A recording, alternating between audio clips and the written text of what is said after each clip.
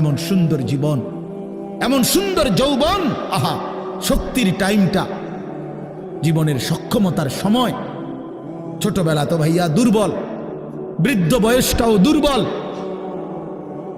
তোমাদের অনেক কিশোর নওজোয়ান একজনের গায়েও চাদর নাই, কিন্তু মুরব্বী সবগুলোর গায়ে চাদর। দেখো চাকায়া, এই চাচারা তো আমার সব পরিচিত চাচা। অর্থ হইল এই বৃদ্ধের এই দুর্বলতা তাকে চাদর গায়ে দিতে বাধ্য করেছে। তার শরীরে শীতের অনুভূতিটা বেশি, ঠিক কিনা বলেন নাকি? কিন্তু তোমরা নওজোয়ান, তোমাদের অধিকাংশ কারো গায়ে চাদর নাই। তোমরা দেখো ভাইয়া, আমার গায়ে কোনো চাদরই নাই। তাইলে বুঝাইতে চাইলাম, এই শক্তির সময় যৌবন। যুবক চাইলে পাহাড় কাইটা সমান করতে পারবে, যুবক চাইলে সাগর নদী মাটি দিয়ে ভরাট করে দিতে পারে।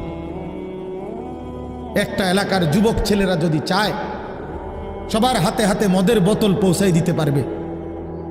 একটা সমাজের ছেলেরা যদি চায়, সবার হাতে হাতে নামাজের মুসল্লাও তুলে দিতে পারবে।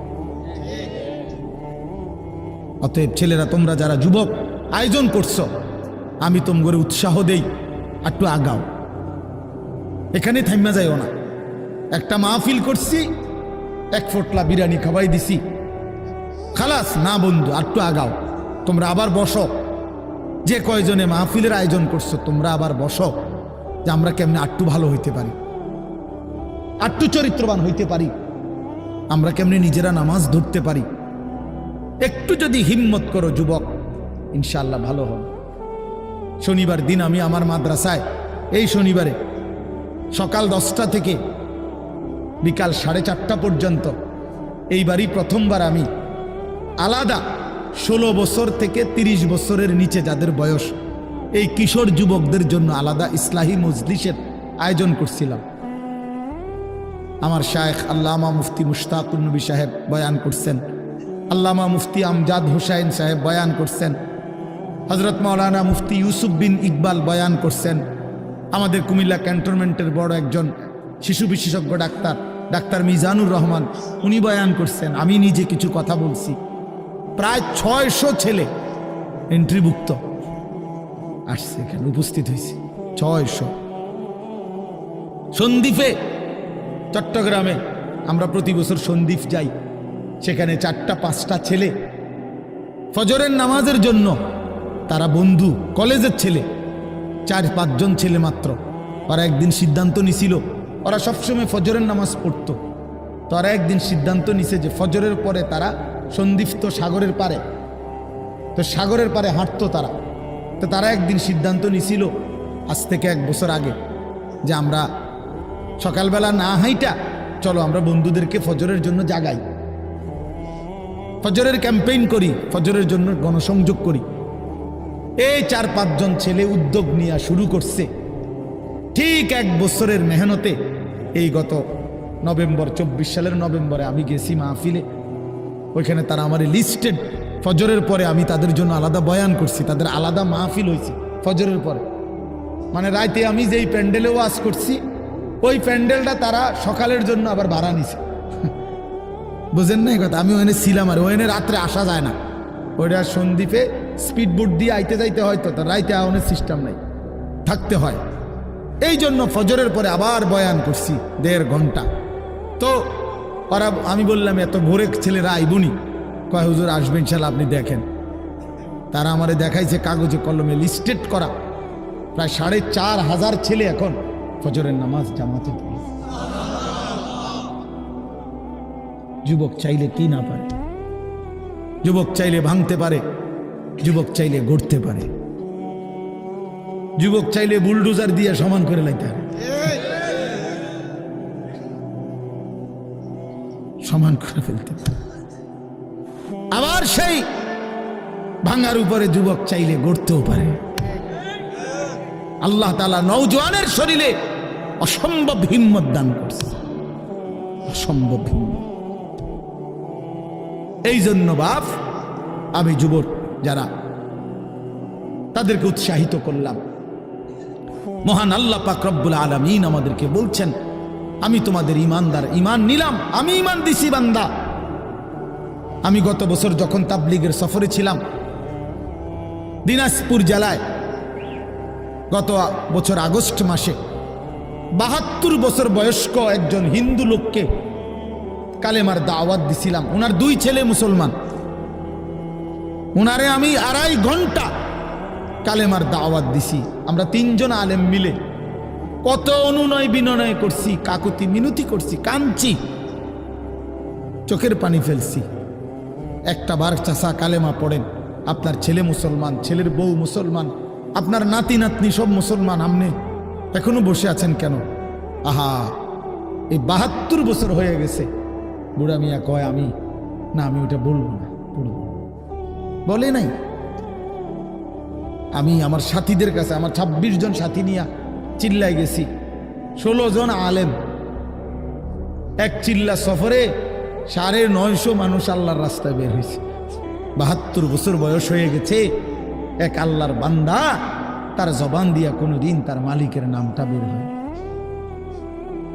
আমারে আপনারে আল্লাহ তাআলা কত বড় তৌফিক দিছে যে আমরা কত হাজারবার, লক্ষবার কালেমা লা ইলাহা ইল্লাল্লাহ মুহাম্মাদুর রাসূলুল্লাহ এটা যে আমরা পড়তে পারি, পড়তে পারছি, এই সৌভাগ্যের কৃতজ্ঞতা কি?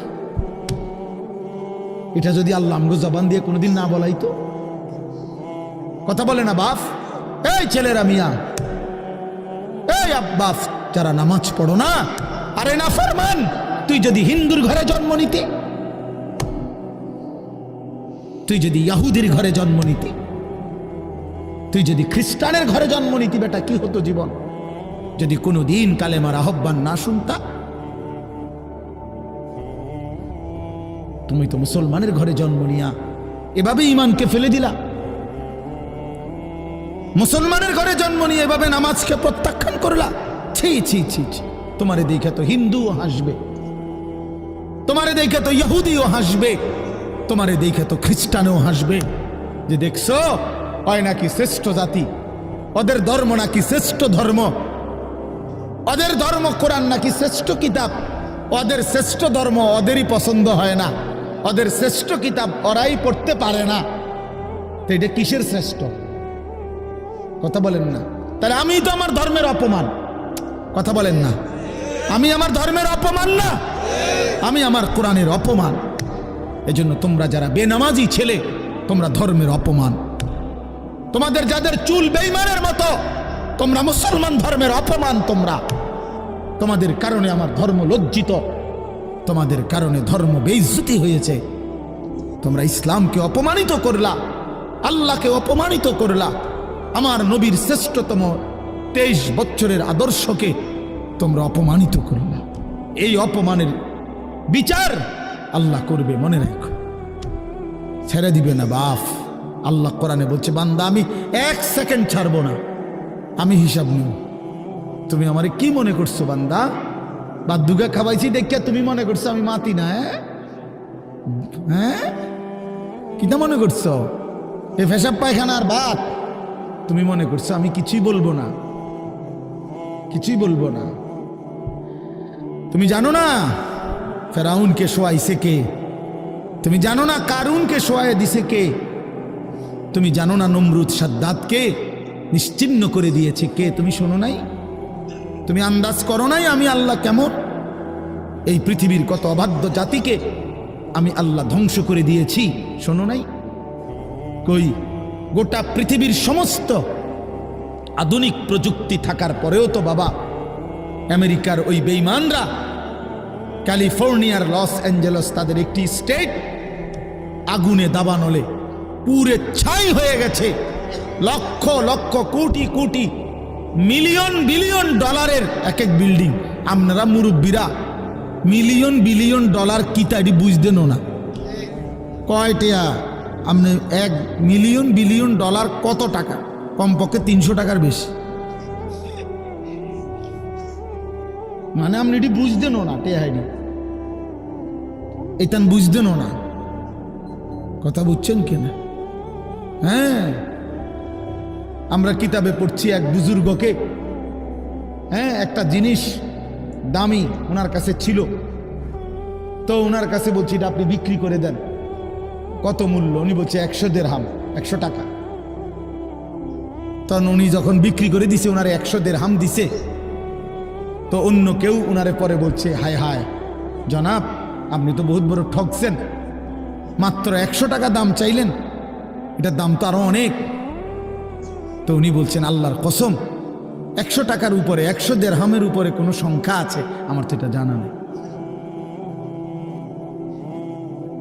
আমার তো এর উপরে কিছু জানা নাই।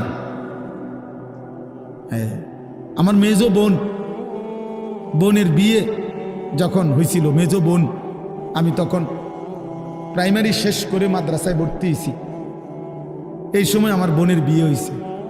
তো বোন জামাই যখন ওই আগে ছোটবেলায় বিয়ের দিন বোন জামাই যখন আসছে, তখন শরবত খাওয়াইছি যে গেইটে নাকি, তখন কিছু টাকা দিতে হয় না, যে শরবত খাওয়ায় তারে।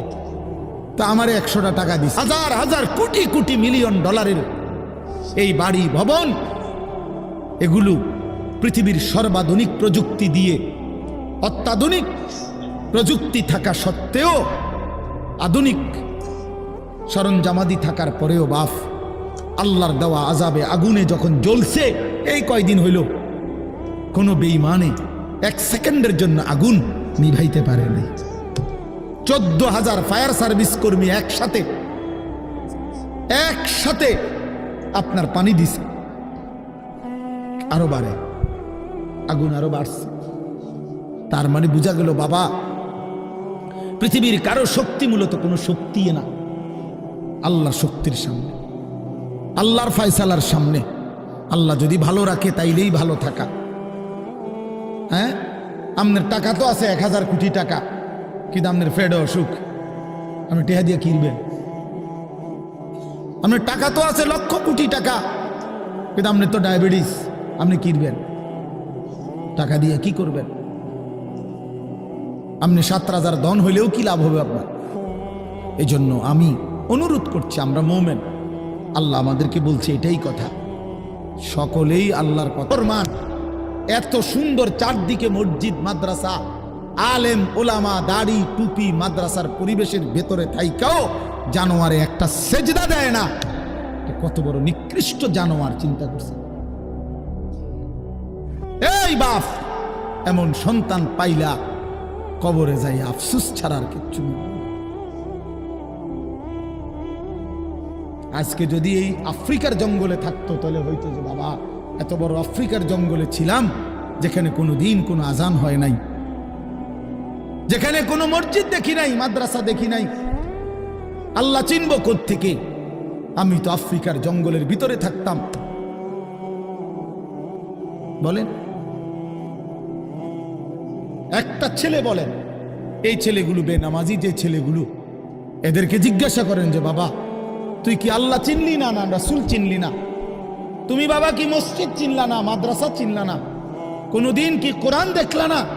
কারো লাশ, কারো জানাজা, কারো কবর কিছুই দেখো নাই? কিচ্ছুই তোমার কলজার মধ্যে কোনো এক বিন্দু কোনো বিবেক অনুভূতি জাগাইলো না? তুই শুধু একটা অশ্লীল দৃশ্যের কাছে হেরে গেলা?